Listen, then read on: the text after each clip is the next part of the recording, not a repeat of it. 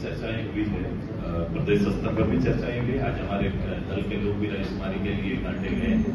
कांग्रेस से बातें आएंगी, वहां से जो बातें सुझाव जो किया है एनडीए के पटल पर रखेंगे, उसका समाधान करेंगे।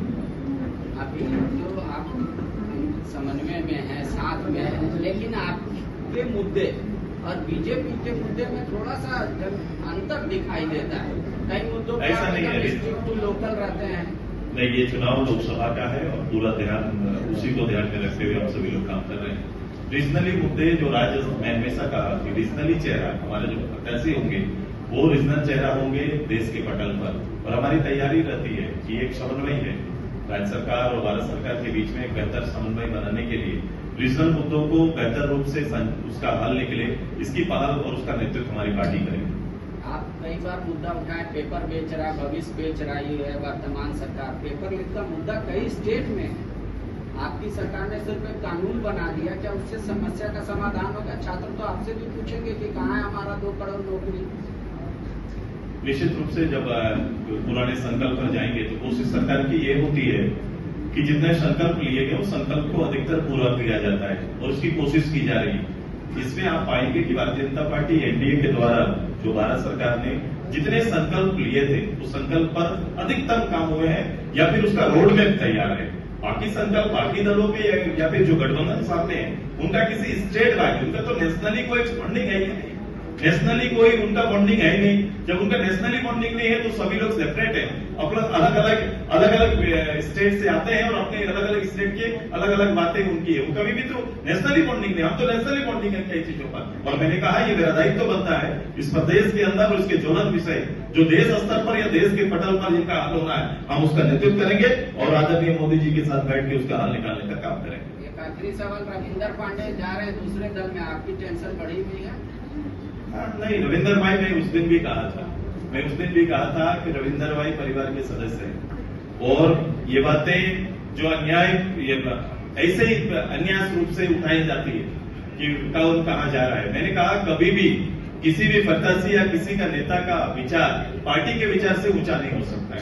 अगर पार्टी के विचार से ऊंचा कोई देख रहे हैं तो फिर पार्टी की धाराओं और पार्टी के विचार में वो बंधा हुआ व्यक्ति नहीं माना जाता है। रविंदर भाई मेरे परिवार के, मेरी कोशिश अंतिम समय तक रहेगी वो परिवार का हिस्सा रहे। किसी का योगदान हो और भारत निर्माण के संकल्प को पूरा करने में हर किसी की हिस्सेदारी सुनिश्चित हो, इन सभी विषयों पर चर्चाएं हुई। अब सभी अलग अलग प्रभार और दायित्व के पदाधिकारी आज के बाद से इस मिशन में काम करेंगे।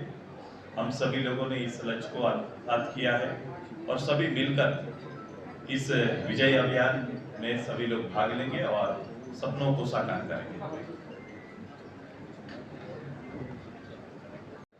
आज तो पार्टी के केंद्रीय अध्यक्ष श्री सुधीर महतो जी ने विषय पकड़ दिया है,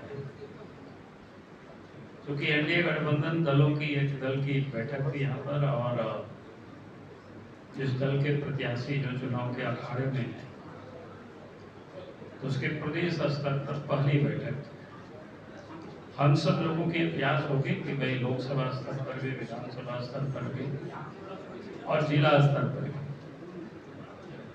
यानी लोकसभा चुनाव को जीतने के लिए एक समन्वय स्थापित करना उसकी एक शुरुआत है, ताकि पार्टी के एक एक कार्यकर्ता चुनाव में जुड़ जाए।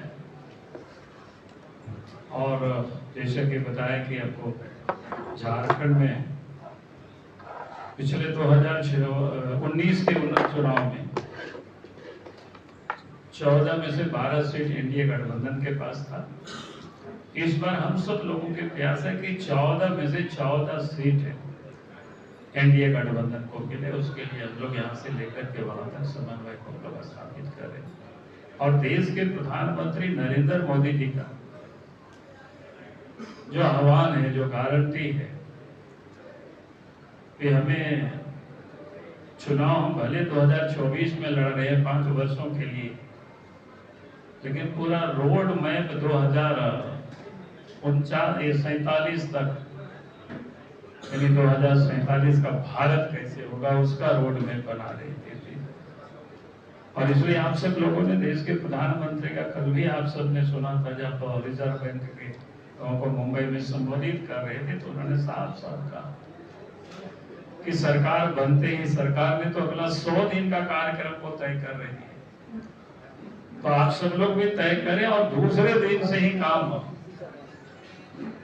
उन्होंने कौन शब्द का प्रयोग किया, लेकिन हम लोग जो यहाँ प्रयोग करते हैं धुआंधार काम, जो आपको 2024 से वो दिखाई पड़ेगा देश की धरती पर।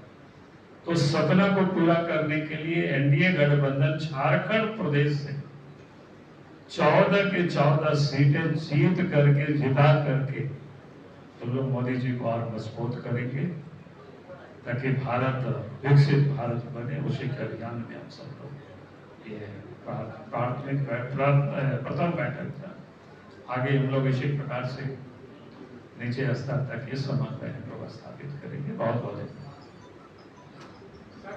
सर, बैठक में क्या कुछ आज एनडीए की बैठक में इस राज्य में आने वाले लोकसभा चुनाव के संदर्भ में 24 का लोकसभा चुनाव हमारा है। प्रत्याशी तय हो जाने के बाद भारतीय जनता पार्टी आजसू की संयुक्त बैठक एनडीए के प्लेटफॉर्म में हुई, जहां हमारे यहाँ के प्रभारी भारतीय जनता पार्टी के शीर्ष नेता, आजसू के शीर्ष नेता और जिला स्तर के भी पदाधिकारी और प्रत्याशी खुद शामिल हुए।